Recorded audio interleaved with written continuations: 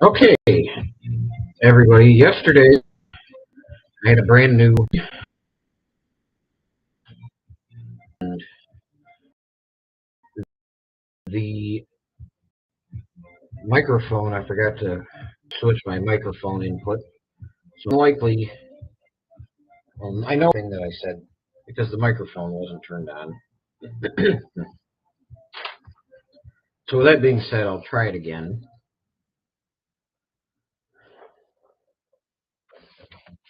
Do we know? Yep. Okay, I've got a viewer. Just waiting to see if my microphone can be heard. It's a really important lesson. A lot of stuff was gone over during the service yesterday that nobody outside of the actual chapel heard.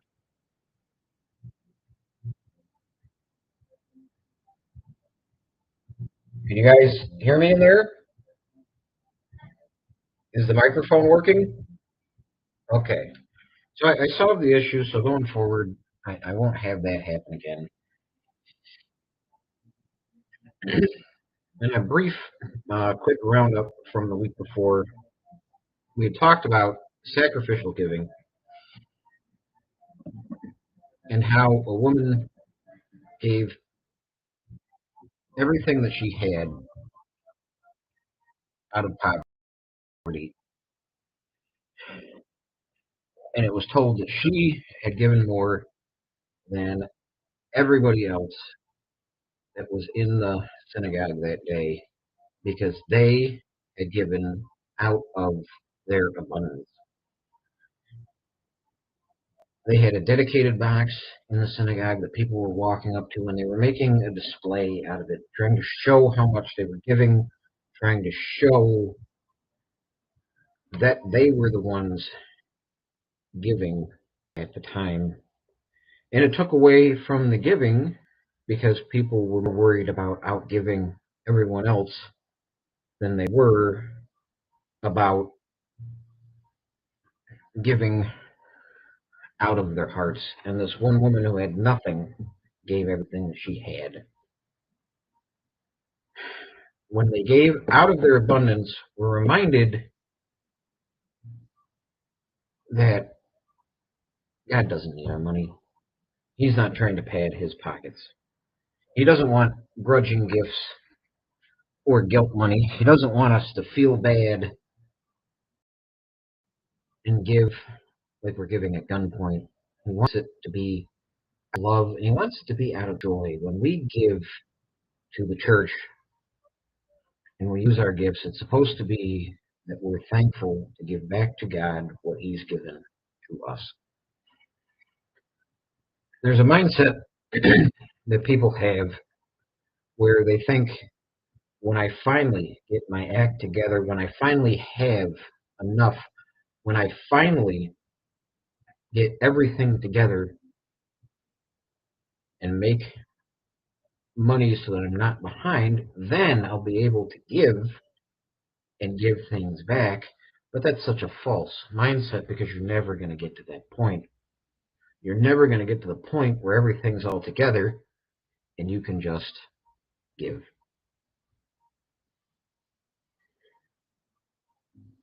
After this little brief respite where Jesus sees a woman give out of her poverty, they go outside and the disciples try to impress Jesus. They show him all the buildings of the temple.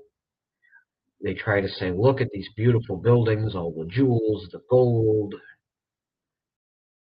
the whitewashed marble that looks like it had snowed on the Temple Mount.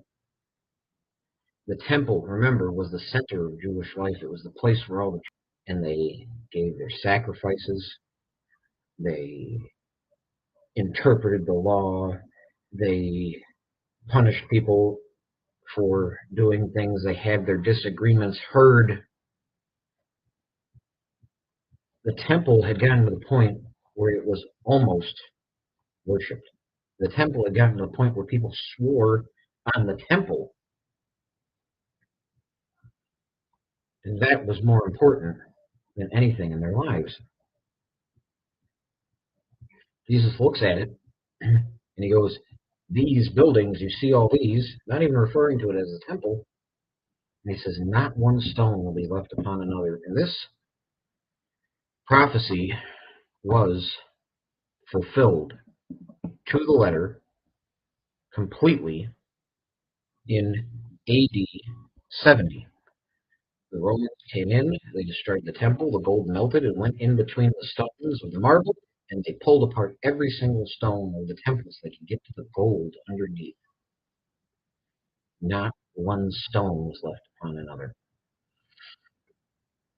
The disciples, sensing that this was a big deal, took Jesus to the side and they started to ask questions about it. Jesus, when will these things come to pass?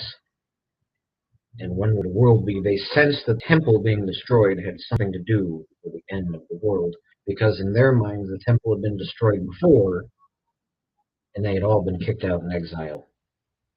It would be a disaster if it happened again. Jesus brings them together after making this prophecy, and he says, watch out for false messiahs, people who come in and say they're the Christ. Watch out for false doctrine.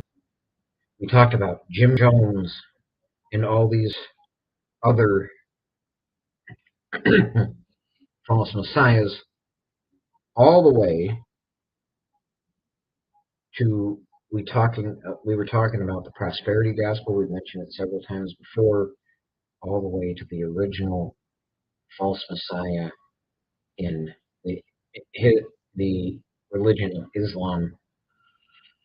Jesus warned them that people will turn away and hire pastors that preach what they want to hear instead of trying to hear the word and tailor their lives because it's uncomfortable to do things the right way. They'll start to hire pastors to just preach what they want to hear. We will hear wars and rumors of wars. We will hear of famines, earthquakes, natural disasters. All of these are just the beginnings of birth pains. And because a pregnancy is 9 months long and birth pains can come somewhere in the middle and go all the way, yes, these things are important, but it doesn't mean that the end is going to happen tomorrow. Just because you have a birth pain today and you're 5 months along doesn't mean you're going to give birth tomorrow. Jesus warned that Christians would be persecuted. And today we see that in many foreign countries where it's illegal to have Bibles. People in China have underground churches and they hide things. You can get the death sentence. But it's not just foreign countries, because here in the United States, children go to school and they pray before a meal. And as they're praying before a meal, they're being mocked. Christians go to their workplaces and they pray before they start the workday, and they're mocked for it. Christianity isn't just persecuted in foreign countries, it's being persecuted and mocked right here in the United States. Everybody tries to claim it's so that we can keep a separation of church and state, but that's not what separation of church and state is. God is not being allowed in school, and God needs to be there. Jesus tells us that when these times come, if you are persecuted, if you're beaten, if you're arrested, if you're taken before authorities, use that persecution to witness to the people doing the persecution and use it to spread the gospel so that maybe somebody that's there, your faith, and they're inspired for it. Don't worry about what you will say because you'll be given the words through the Holy Spirit. This is lesson number 54 in the Synoptic Gospels. We're going to talk about the 70 weeks of Daniel during this week. Welcome to my home instead of in the church. I said I had a new camera I tried out yesterday, forgot to change the microphone input, so nothing that I said was heard during the service yesterday. So that being said, hopefully we're going to listen to Luke chapter 21, verses 20 through 24.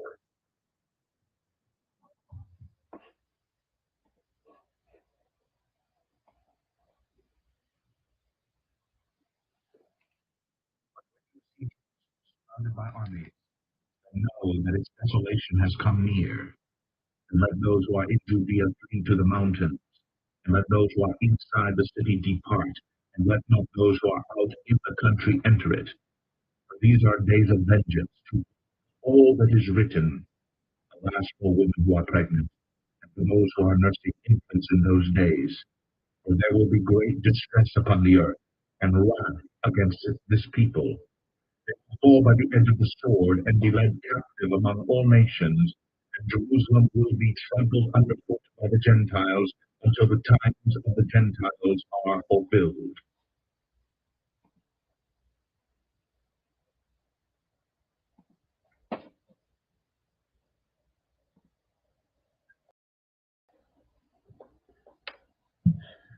But when you see Jerusalem surrounded by armies, its desolation has come near. Jesus prophesied that not one stone would be left upon another. And when that happened, it was because there was a Jewish revolt, and the Romans came in, and they surrounded Jerusalem, and not one stone was left upon another. For these are days of vengeance to fulfill all that is written. The Jewish people had become too confident and proud. They built this beautiful temple. They were in the process of building it. They would finish it 3 years before it was destroyed. But they talked about it like it was the most important building ever made. And it was so confident and proud about it, they thought that terrible things couldn't happen to it again. And the Romans came in when they rebelled, and Rome destroyed it. The temple falls again, and then the verse says, and be led captive among all nations. It had happened before in the 600s BC by the Babylonians. They had taken all the Jews captive and spread them out around the world. Now it was going to happen again, and in AD 70, it happens again. The temple is destroyed, and all the people are led and brought out. Jerusalem will be trampled underfoot until the times of the Gentiles are fulfilled. For a very long time, from when this happens, Jerusalem isn't under Jewish rule. It's ruled by the Romans, it's ruled by the Christians, it's ruled by the Muslims, it's ruled by the French, it's ruled by the British. There is a prophecy in the book of Ezekiel about the Jews returning to Israel, about the dry bones coming back together. That's a completely different topic. But for right now, Jesus is saying this exile that you had in the past, it's going to happen again, and it does. Now we will listen to Daniel chapter 9, verses 24 through 27.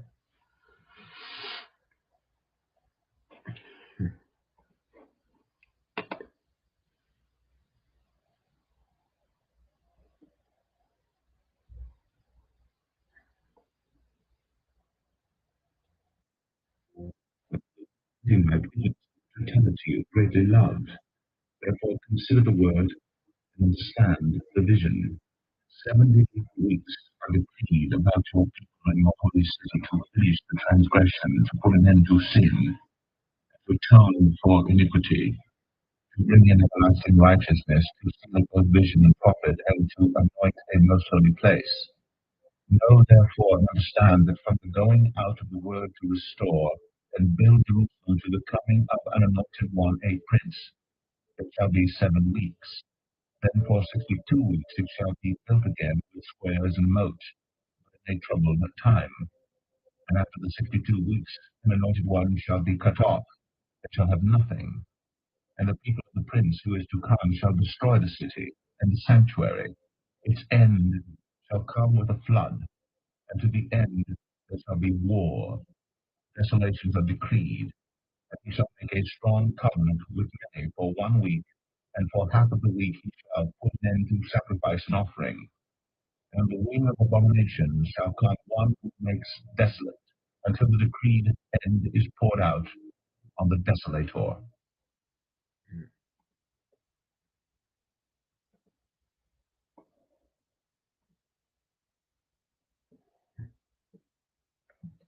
70 weeks are decreed about your people and your holy city. Now, this isn't talking about 70 7-day periods. This type of week is, in Daniel, is talking about a week being 7 years. So in total, 70 weeks is 490 years of prophecy. This 490 years of prophecy deals specifically with the Jews and Jerusalem. 70 weeks are decreed about your people and your holy city. Why these 490 years? Why these 70 weeks? To finish the transgression, to put an end to sin, and to atone for iniquity. To finish transgression, to put an end to sin, and atone for iniquity. So everybody looks at transgression, sin, and iniquity, and they think the same thing. They're used interchangeably all the time. People think they all mean the same thing, but they aren't the same thing. Sin is anything that's counter to God Almighty. For all have sinned and fall short of the glory of God.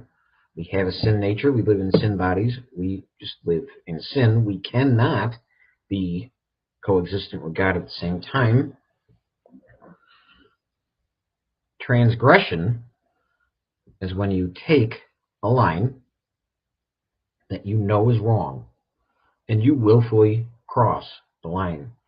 When Samson had a vow where he wasn't to drink wine, touch grapes, touch dead bodies, cut his hair, he went through and he broke these vows. He touched dead bodies. He cut his hair. He knew there was a line he wasn't supposed to cross, and he willfully crossed it.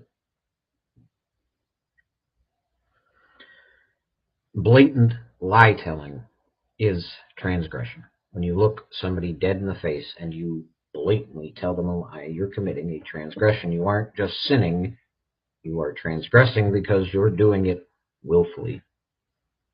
Iniquity goes deeper. It is deep-rooted. Iniquity is when you have no repentance for your transgression. I'll use King David as an example. He sees Bathsheba and he falls in love with her. And he covets one of the 10 commandments. He wants Bathsheba. So in order to covet, to get what he wants that he shouldn't have, he crosses many lines and commits many sins. He sends her husband to the front, pulls all the troops back so that Uriah is killed. He has Bathsheba for himself. This is iniquity. Deep in his heart, he didn't need Bathsheba at all, but he went through all of these steps just to get to her, and he had no remorse for it while it was happening. That is iniquity. Although they sound similar, and although they have similar roots, all three of these things will be wiped out during the 70 weeks. So the whole point of the 70 weeks is to make it so that there is no more sin, no more transgression, no more iniquity. To bring in everlasting righteousness. God wants to coexist with us, and because sin in our sin bodies, he cannot. During this 70 weeks, sin, transgression, iniquity will be wiped out so that we and God can coexist. At least similar to the Garden of Eden. That was the last time that we were able to coexist. We walked around in the garden with God. To seal both vision and profit. When everlasting righteousness is achieved and God can coexist with us without sin, we won't need visions, we won't need prophets, we won't need prophecy, because everything will be fulfilled. Everything will be complete. And to anoint a most holy place. There will be a new temple, a new Jerusalem, and in order for it to be in the most beautiful of conditions, there needs to be no sin. We need to set apart a new holy place. There needs to be a new temple. That's what these 70 weeks are for. From the going out of the word to restore Jerusalem to the coming of an anointed one. So there are 2 time periods given in this prophecy, 7 weeks and 62 weeks, so 49 years and 434 years. From the going out of the word to restore Jerusalem to the coming of the anointed one, There's a royal decree that was sent out to rebuild Jerusalem. This royal decree exists. It was by the leader Artaxerxes in 445 or 444 BC, depending on what ancient documents you look at. But this actually did happen. There was a decree to let the Jews go back to their homeland, rebuild the city of Jerusalem, and it will be rebuilt. In 49 years it will take to rebuild the city. And then in 434 years, 62 weeks, things are going to be troubled. Jerusalem is rebuilt, but it's not during a very peaceful and stable time. They were living under occupation by foreign powers. During this time, they were occupied by everybody under the sun, and they weren't their own sovereign nation. And then the prophecy goes on to say, and after the 62 weeks, an anointed one shall be cut off. So if you take 445 or 444 BC and you add 483 years to it, you get 38 AD. This might not sound like anything important. 38 AD, what happened in 38 AD? But if you account for the Jewish 360-day year, if you account for the way that they kept time when the Bible was written,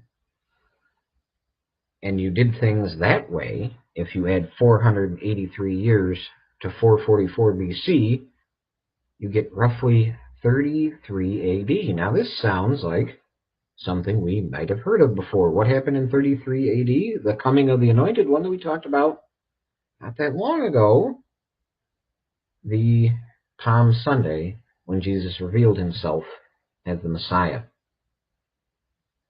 And him being cut off, crucifixion. So Palm Sunday and crucifixion happened exactly 483 years after Daniel, writing hundreds of years before any of these prophecies come to bear.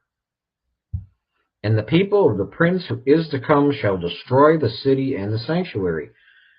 The prince to come. Now, we talked about an anointed one, a prince to come, somebody important. And if it's Jesus, the people of the prince to come destroying the city and the sanctuary just doesn't make sense. The Jews don't come in, they don't destroy the temple, their own city, any of that. It doesn't fit. But there is a group of people who do these things, and the people that do these things are the Romans. Now, the Romans, we're not saying that somebody from Italy to come in and to be Roman meant you could be Italian, you could be French, you could be British, you could be Greek, you could be anybody in the Roman Empire. So the prince that is to come, we've determined, is somebody from the Romans. So this prince that is to come is some sort of a Roman, and he will come eventually in the future. And the Romans destroy the temple in 70 AD. Daniel says that the temple will be destroyed with a flood. Now, there wasn't a big giant wash of water that came through the desert and wiped the temple out, but the temple was destroyed with overwhelming force. And the historian Josephus, writing about it, said that the Roman troops were like a flood coming on the temple. They were like a flood. Now, does this mean that Daniel's prophecy of 70 weeks are over since the temple is destroyed and it got destroyed with overwhelming force? Well, no, because we still have sin. Things haven't been accomplished yet. So this prince that is to come will still be Roman, but it'll be somebody else. Maybe the Roman Empire will be reformed and somebody will step out of it. It's somebody that we call, popular, you've heard it before, as the Antichrist. And he shall make a strong covenant with many for 1 week. The final 7 years of Daniel's 70 weeks, the final week, 469 of these years, or 463, whatever, the math, 69 of these years are accounted for with Jesus dying on the cross, the crucifixion. This last week hasn't happened yet, and it happens And it's talked about right here. And it starts, he shall make a strong covenant with many for 1 week. The Antichrist, who is of the people that destroyed the temple in the time of Jesus, so the Antichrist, who is Roman, who comes in, signs a peace treaty, and for half of the week he shall put an end to sacrifice and offering. Sacrifice and offering being what happens at the Jewish temple. It is the Jewish religion. You put an end to Jewish religious practices. For half of the week, 3.5 years. So in order for this to happen, for sacrifices and offerings to happen inside the temple has to be there. And on the wing of abomination shall come one who makes desolate, not despot, until the decreed end is poured out on the desolator. Basically, things are going to get bad. Now, there's a partial fulfillment of this prophecy that happens. There's a Greek ruler who came after Alexander the Great. His name is Antiochus Epiphanes. You can hear on my clock that it's just turning 11. Antiochus Epiphanes ruled the Jewish Holy Land after Alexander the Great. We've talked about him and how there's prophecy about him in the Bible. And Antiochus Epiphanes comes in, and he took Jewish religious practices and he abolished them. Sacrifices and offering will be abolished. And Antiochus Epiphanes went in with a pig into the temple and sacrificed a pig. Big abomination to the Jewish people, because pork was completely off limits, no bacon for them. And this pig sacrifice and stopping the Jewish religion from happening, he takes all of the stuff inside the temple and sets up an altar to Zeus, makes it a desolation. There's an abomination, there's desolation. Antiochus Epiphanes is the partial fulfillment, the first fulfillment of this prophecy after Daniel. But when we talk about prophecy, we always talk about a near fulfillment and a far fulfillment. Antiochus Epiphanes comes in and does these things with pigs and Zeus, but it's not the full fulfillment. It is going to happen again. The funny thing is, Antiochus Epiphanes was the one that drew in the Maccabean revolt, and they came in revolted against Antiochus, the Greeks, and outside rule, and they set up a Jewish kingdom. And it is from this revolt that we get something called Hanukkah. But that isn't the full fulfillment of this prophecy, because sin still exists. So there has to be a full fulfillment of this prophecy in the future, and that's when the Antichrist comes. So we need to learn more about this Antichrist. We're going to go to Revelation 6, verses 1 through 8. We're going to learn more about what he's going to do.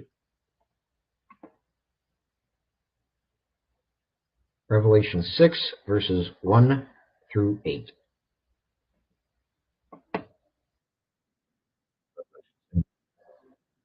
Now I watched when the Lamb opened one of the 7 seals, and I heard one of the 4 creatures say with a voice like thunder, "Come!"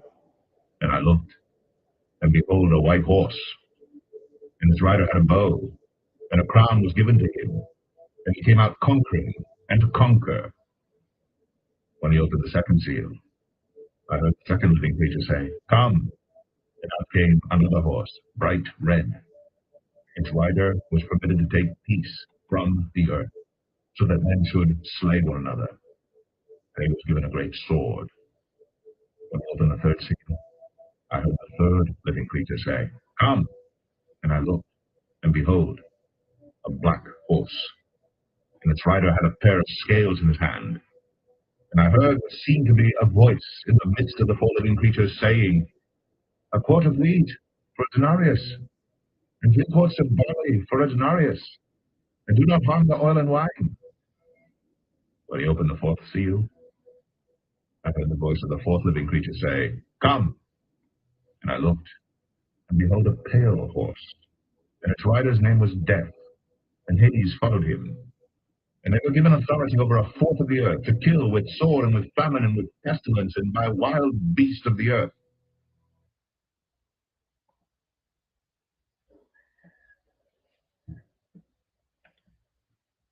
A white horse, and its rider had a bow, and a crown was given to him, and he came out conquering and to conquer. This is talking about the Antichrist himself. The four horsemen of the apocalypse happens in the end. The first horse of this four horsemen is the Antichrist. White horse signifying victory, so he will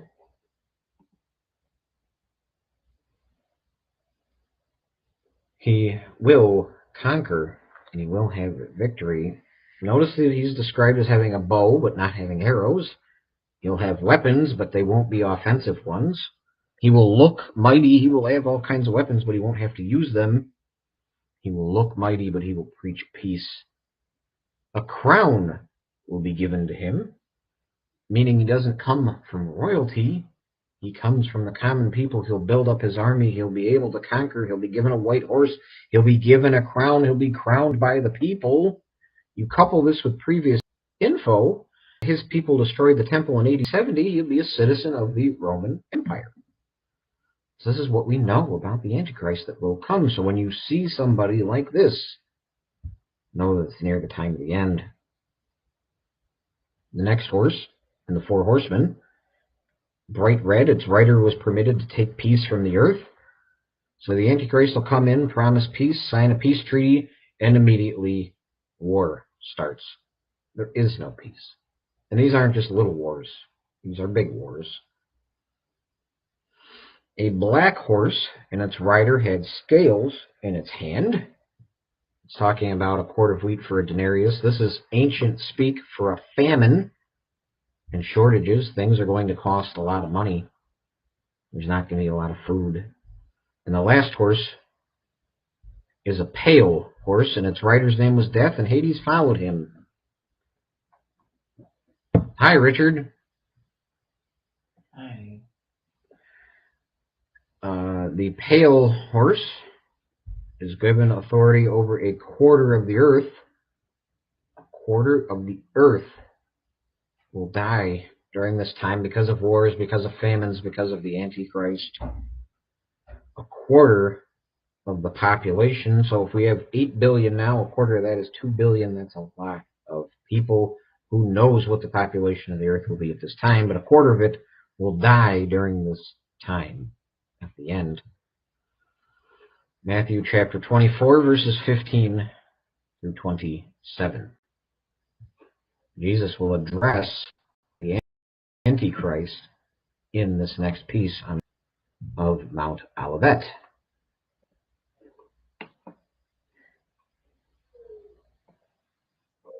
Matthew 24. As thee, standing in the holy as a testimony to all nations, and then the end come. All right, right here. So we can see the abomination of desolation spoken of by the prophet Daniel standing in the holy place, that they need to understand.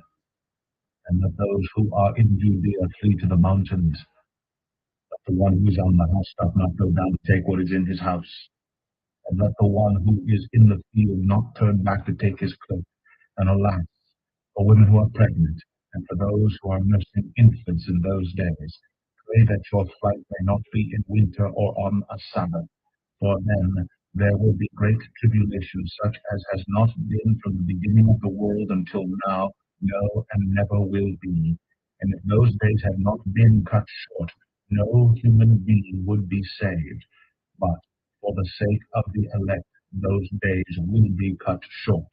Then if anyone says to you, look, here is the Christ, or there he is, do not believe it.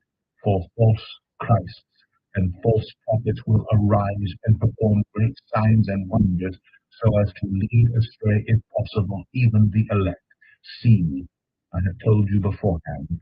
So, if they say to you, look, in the wilderness, do not go out. If they say, look, in the inner rooms, do not believe it. For as the lightning comes from the east and shines as far as the west, so will be the coming of the Son of Man. Wherever the corpse is, there the vultures will gather.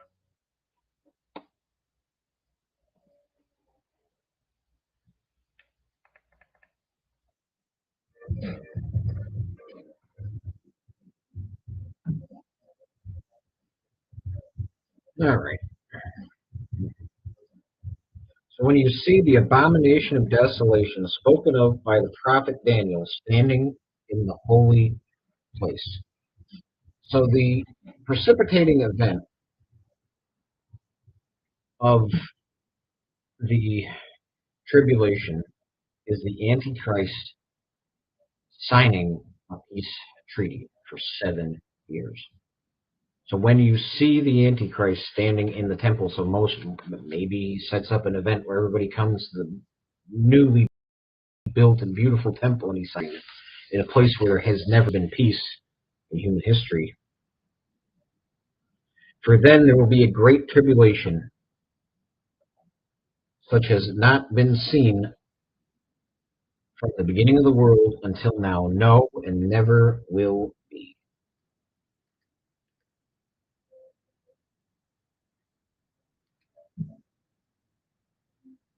So a great tribulation, terrible trials, terrible judgment. Remember, the goals of the 70 weeks of Daniel are to wipe out sin and to judge people for iniquity. And if those days had not been cut short, no human being would be saved. Things are going to be really bad.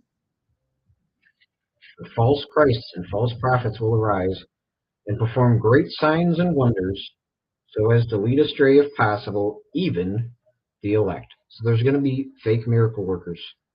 There's going to be faux miracles going on. Don't be taken for this. We know that it's Jesus that can perform miracles, and he gives it to his believers. There'll be people doing it in the name of other things. Don't fall for it. For the end of the tribulation, how it ends, we're going to go to Mark chapter 13. We're going to listen to verses 24 through 27.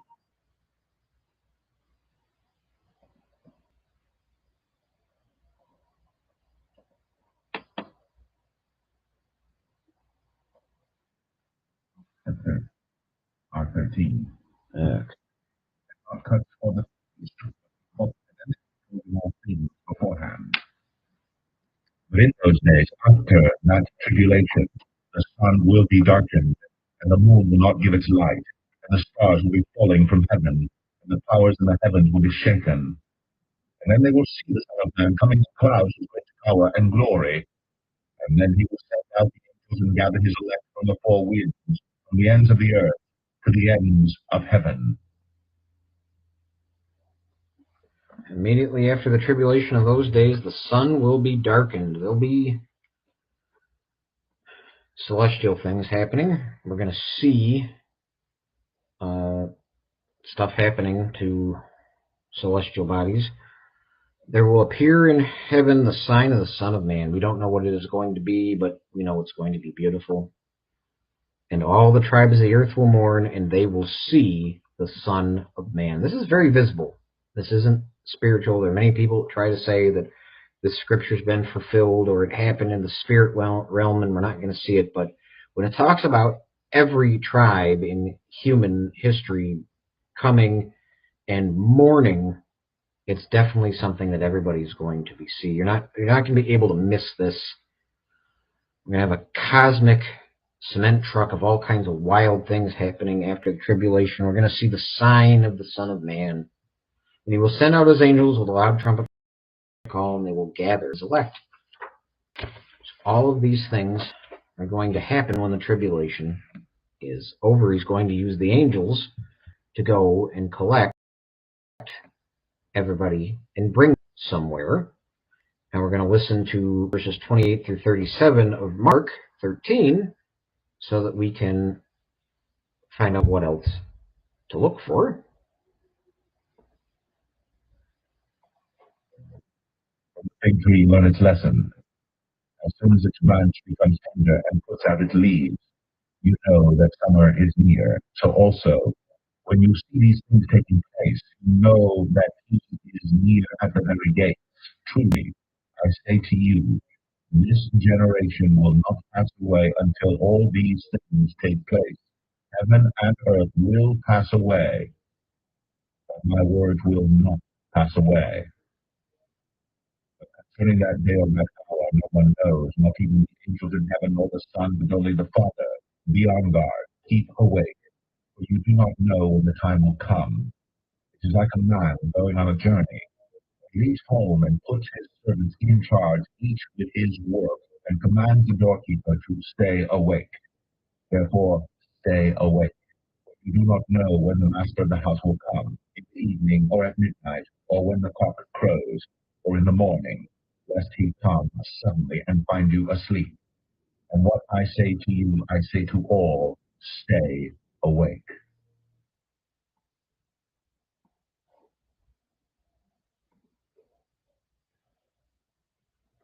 From the fig tree, learn its lesson. As soon as its branch becomes tender and puts out its leaves, you know that summer is near. The signs from nature. We talked about this before. Red sky at night, a sailor's delight. Red sky in the morning, a sailor's warning. The people knew these things. And Jesus is saying, look at the fig tree when it's about to bud, and the signs are there. So look at signs from nature. We can look at signs that are happening in our world around us and know that Jesus is coming, is near. When you see these things taking place, you know that he is near at the very gates. These things being wars, famines, the abomination of desolation, cosmic disturbances. It's almost go time. Truly I say to you, this generation will not pass away until all these things take place. Now, which generation? Some people hold the theory that it was the disciples wouldn't pass away before these things happened, but that was too early because sin still exists. 70 weeks fulfillment hasn't happened. Christ hasn't returned. My thought on all this, the generation that sees the tribulation, that sees the abomination of desolation, that sees the Antichrist, the four horsemen, that's the generation that isn't going to pass away. But concerning that day or that hour, no one knows, not even the angels in heaven nor the Son, but only the Father. We've talked to this before.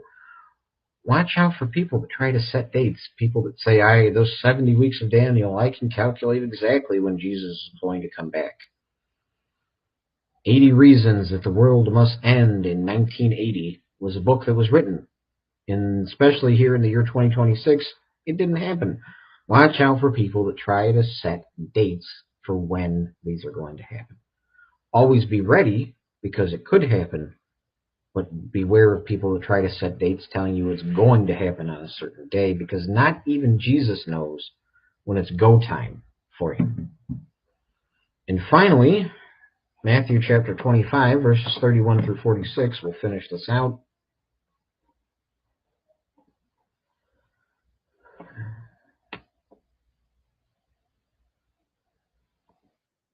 Matthew 25. Will be these people, one from the foundation of the world, that the worthless who has not, even what he has will be taken of teeth. When the Son of Man comes in his glory, and all the angels with him, then he will sit on his glorious throne.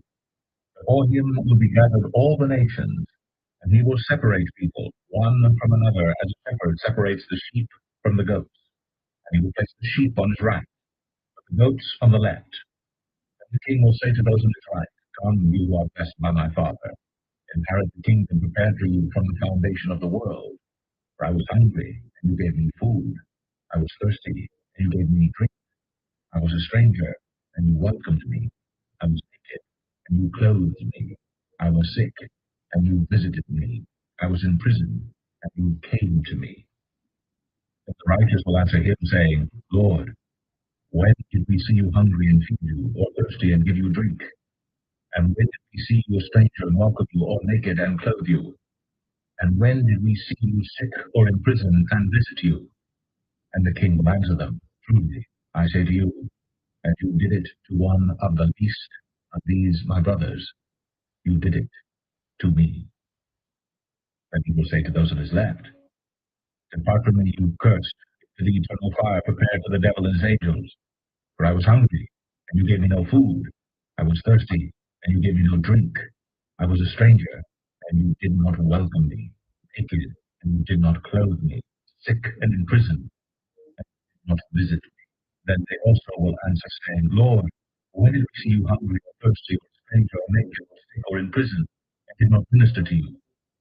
And he will answer them, saying, Truly I say to you, that you did not do it to one of the least of these, you did not do it to me. And these will go away into eternal punishment, but the righteous into eternal life.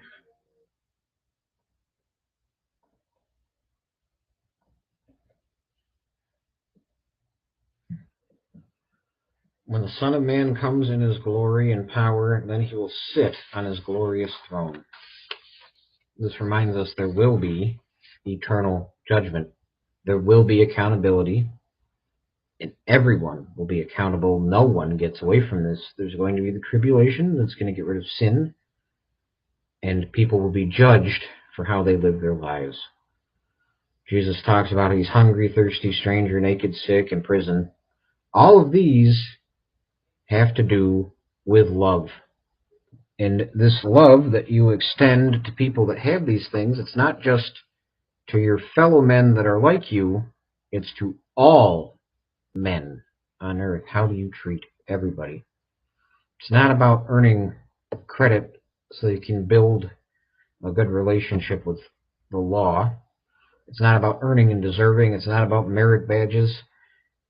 It's about showing genuine love. The Christian life, the way that you live your life as a Christian, is about regeneration.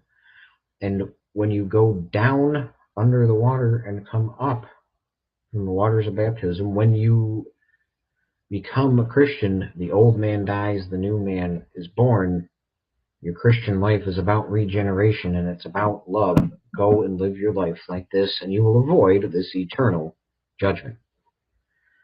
Thank you, and I'm sorry we had to do it this way, and hopefully next week I've learned my lesson for how to do a church service and have the mic actually work.